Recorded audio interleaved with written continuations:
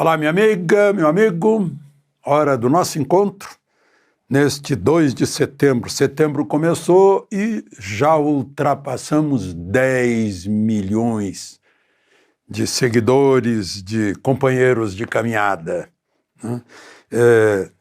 3 milhões e 100 mil aqui no YouTube, já passamos de 4 milhões e 600 no X, estamos passando longe de 2 milhões e 300 no Instagram e a soma de tudo dá mais de 10 milhões. Eu estou em boa companhia, muito obrigado. Hoje eu vou começar falando de uma grande mulher e de um grande jornalista.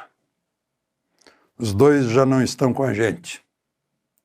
Esta grande mulher, num dia como hoje, 2 de setembro de 1822, tornou o Brasil independente. Sim, foi uma mulher. Ela, Leopoldina, filha do imperador do Sacro Império Romano,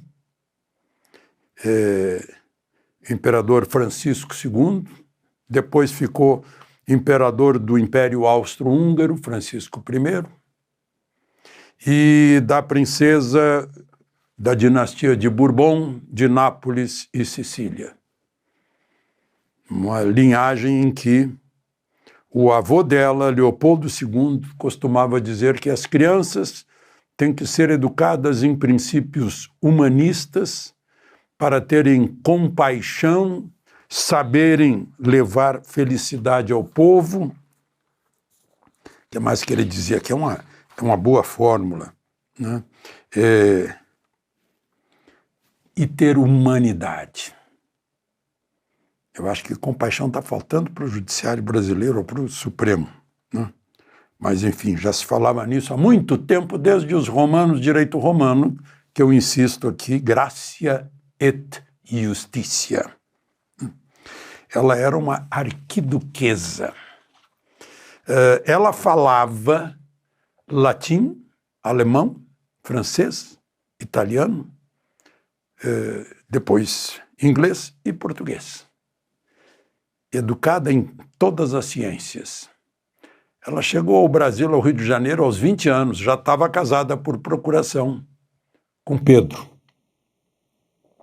Leopoldina. Pedro viajou para Santos e ela assumiu o Reino Unido a Portugal. Brasil. João fez o Brasil um Reino Unido. Ela assumiu, então, a regência, se tornou a princesa regente, enquanto o príncipe estava viajando, Pedro.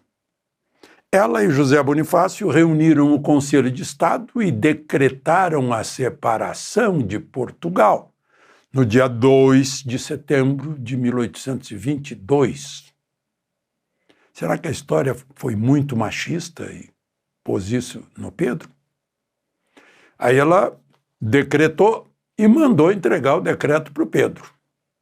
E mandou uma cartinha dizendo, olha aí, Pedro, o Brasil é um vulcão. As cortes insistem que você volte. Quando as cortes o chamaram a primeira vez, e ele disse, pelo bem de todos e a felicidade da nação, diga ao povo que fico no dia 9 de janeiro de 1822, foi ela que botou isso na cabeça dele, com o José Bonifácio. Uma jovem de 21, 22, 23 anos. Aí mandou entregar uma carta. O pomo está maduro, colhe-o já. Me mandou aqui, olha, eu já colhi, na verdade. Aí conta-se que Pedro, quando recebeu a carta, mandou os soldados arrancarem as cores de Portugal e teria gritado independência ou morte. Na verdade, ele posou para o Pedro Américo, né? Porque o que ficou é aquele quadro do Pedro Américo. E a gente acha que foi assim. Ele estava descansando na beira do riacho lá. Mas, enfim. Falei em cores de Portugal, pois as cores da bandeira, ela é que inspirou a bandeira. Botou um amarelo, da Casa Real dos Habsburgo e Lorena, que é a casa dela, a casa real dela, e o verde da dinastia dos Bragança, Leopoldina. Imperatriz Leopoldina, que chegou a ser rainha de Portugal, porque na hora que o Pedro foi para Portugal, na Guerra Civil, e derrubou Miguel, que era o que queria tomar o trono, né, naquele pequeno período ela foi rainha de Portugal. Depois foi a mãe de uma rainha europeia, Maria II de Portugal, que nasceu no Rio de Janeiro. Será que ensinam tudo isso na escola, na aula de história? Bom, e agora eu vou falar do homem jornalista Mino Carta. Morreu aos 91 anos. Ele é um genovese brasiliano. Ele veio para cá criança, depois voltou para Portugal, para a Itália, trabalhou já em jornalismo em Pisa, em Turim, né? E depois veio definitivamente para o Brasil. Ele fundou uma revista que fazia falta aqui, porque eu era obrigado a comprar lá no início dos anos 60, por aí, o Popular Mechanics, Mecânica Popular, traduzido acá para o Brasil, porque eu sempre gostei de automóvel. Até que surgiu a Quatro Rodas, inspirado na Quattro Ruote, lá da Itália, Mino Carta. Veja, também Mino Carta. Né? Dirigiu a Veja por um tempo, depois dirigiu a Isto É. Quando ele estava na Isto É, e o ministro da Comunicação me tirou da Secretaria de Imprensa da Presidência da República, as palavras do Mino escritas na Isto É foram um grande consolo. Não esqueço até hoje, né? As palavras que ele dirigiu a mim, até nem merecidas, mas o Mino exagerou. Dizem que Golbery foi quem projetou o Lula. Não, Mino Carta. O Mino fez uma entrevista grande em 78 na Isto É com o Lula e ficou impressionado pelo Lula. Foi ele que levou o Lula para o comício das diretas já no Anhangabaú. Mas ele queria que Golbery recebesse o Lula e que investisse no Lula como um grande líder popular. Muitas vezes, ele adorava conversar com Golbery, e o Golbery gostava muito de conversar com dois jornalistas italianos, né? O Hélio Gaspari e para quem ele deu documentos importantes, que ele pôde escrever sobre o governo militar, e o Mino Carta. Ele adorava conversar com o Mino Carta, que tinha por Golbery o mesmo encanto que o Glauber Rocha tinha, né? Mas tentou convencer Golbery e o Golbery não entrou nessa. A história está grande, né? Mas, enfim, um homem... O Lula certamente agradece a Mino Carta. Foi lá, foi ao velório. Lula foi ao velório, compareceu ao velório de Mino Carta.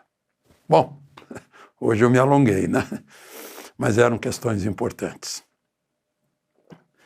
Lembre-se de se inscrever e, ao final, de deixar o gostei ou não gostei, e vamos aos assuntos políticos de hoje.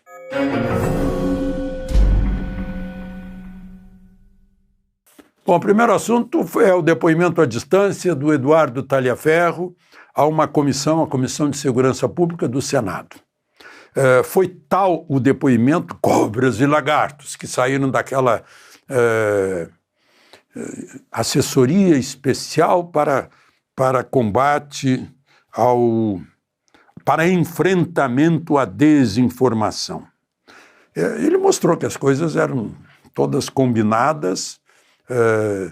Primeiro, se tinha um alvo, vamos pegar esse jornalista, agora vamos procurar alguma frase dele aí que possa incriminá-lo, para bloquear as contas dele na rede social, para bloquear o dinheiro dele, para infernizar a vida dele, porque ele está falando, elogiando o Bolsonaro ou coisa parecida, né?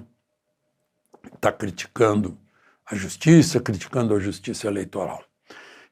De tal forma que os senadores ficaram achando que agora tem que apressar os pedidos de impeachment de Alexandre de Moraes.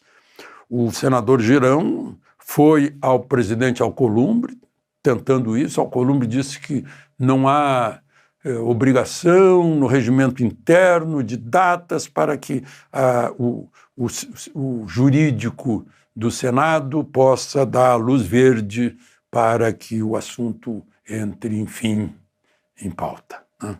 Continua enrolando.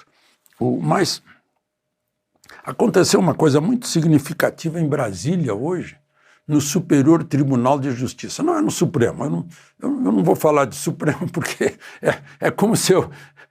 Por que eu vou ver uma peça teatral que eu já sei o final? Então, tudo que está acontecendo lá é um teatro. Eu não vou pagar ingresso para isso, eu não vou ocupar lugar, eu não vou aplaudir, eu não vou participar da plateia para endossar isso, né? Então, bom, mas no Superior Tribunal de Justiça, por 3-2, na 6ª turma, decidiu-se anular um processo porque a defesa não teve acesso às declarações do inquérito policial que incriminavam a ré que fora condenada a 61 anos de prisão pelo assassinato a facadas dos pais e da empregada que estava em casa, enfim, testemunhando o crime, né? Ela foi condenada em 2019, isso aconteceu em 2009, o crime aconteceu em 2009. A vítima é uma pessoa conhecida, foi advogado de Collor no processo de impeachment, o advogado José Guilherme Vilela, que foi, inclusive, integrante do Superior Tribunal Eleitoral. Uma semana antes, talvez,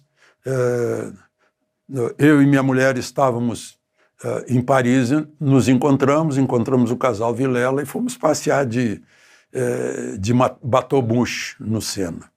Fiquei chocado quando, dias depois, ele havia sido assassinado brutalmente. A filha, né, a arquiteta Adriana Vilela, foi apontada como a mentora do crime. E agora o julgamento foi anulado por causa de não ter havido o amplo direito de defesa. E mais, a delegada que presidiu o inquérito foi condenada antecipadamente. Em 2016, a delegada Marta, que ficou bem conhecida, né, por falsidade ideológica e fraude processual, há 16 anos. E o agente da Polícia Civil que participou com ela foi condenado a 3 anos também por fraude processual e por tortura. Vejam só. Os senadores que ouviram o Talhaferro dizem que é preciso enquadrar também, né, lá nos pedidos de impeachment, incluir fraude processual. Bom, só para encerrar, né, tem mais uma pérola do Lula que disse o seguinte, se referindo a Bolsonaro e ao julgamento: você é inocente? Então prove que é. É a total, absoluta inversão do devido processo legal, porque ele já se familiarizou com isso, de tanto ouvir o noticiário desse processo, já se familiarizou, né? Quem prova que a pessoa é culpada é o acusador, não é o inocente que tem que provar a inocência, é o acusador, mas é o que a gente tem visto aí, o inocente tendo que provar a inocência. É incrível. Bom, e mais assunto no nosso próximo encontro, na quarta-feira, no início da tarde. De Brasília, Alexandre Garcia.